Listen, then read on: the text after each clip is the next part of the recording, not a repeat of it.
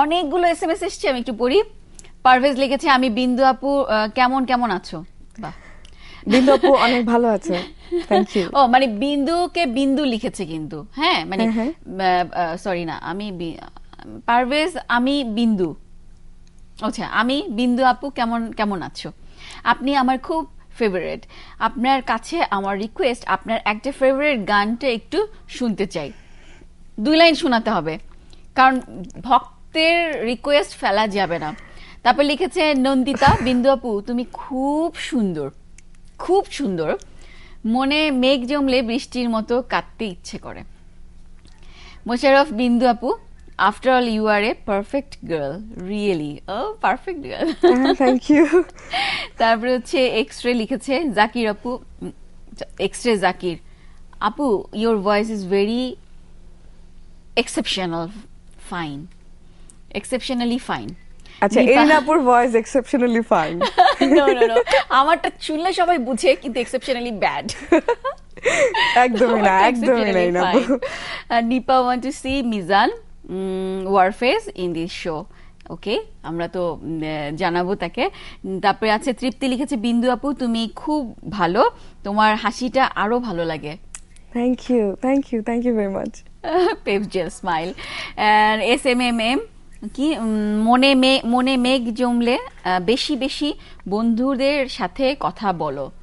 Good না, এটা খুবই সুন্দর। এটা বিন্দুও বলছিল যে শেয়ার করার কথা, তাই না?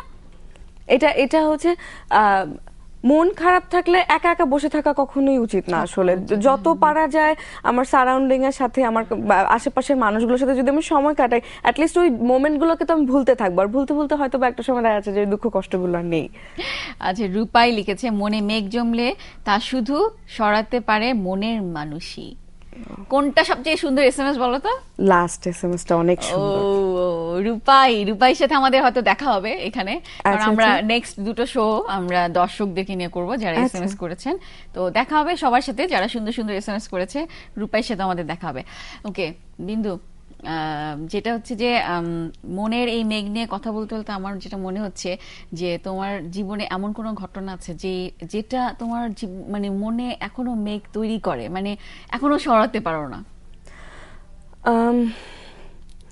ঘটনা এরকম অনেক আছে আসলে, কিন্তু দেখা যাচ্ছে সব তো শেয়ার করতে পারছি না। হয়তো বা অনেক ঘটনা যত যাই বলি নিজের মাঝে নিজেকে লুকিয়ে রাখতে হয় নিজের স্বার্থে। আমার আসলে ওভাবে করে বলার মতো এই মুহূর্তে মনে পড়ছে না, তবে আমি একজনের কথা এই মুহূর্তে হঠাৎ করে মনে পড়লো, শাহরুখ শহীদ, প্রয়াত শাহরুখ শহীদ। ওনার কথা এই কারণে বলছি কারণ লাক্সের থেকে, লাক্স চ্যানেলে সুপারস্টার হওয়ার পর আমি প্রফেশনালি টিভি নাটকে প্রথম আমার যে নাটক অন এয়ার হয় সেই নাটকের নাম ছিল যক্ষের ধন, এবং ওটা রচনা করেছিলেন শাহরুখ শহীদ। তো এই মানুষটা পার্সোনাল লাইফে আমাকে মেয়ে বলে ডাকতো এবং আমি ওনাকে বাবা, এক্স্যাক্টলি বাবা বলে সম্বোধন করতাম। আমার এখনো মনে আছে যে যেদিন উনি মারা গেলেন ওদিন দুপুরে ওনার সাথে আমার কথা হয়েছে। উনি ফোন দিয়ে বলছেন, মা তুই কেমন আছিস, আমার একটা স্ক্রিপ্ট আছে মা, ভ্যালেন্টাইন ডে কাজটা কিন্তু করতে হবে মা, তোর সাথে আমি বসবো।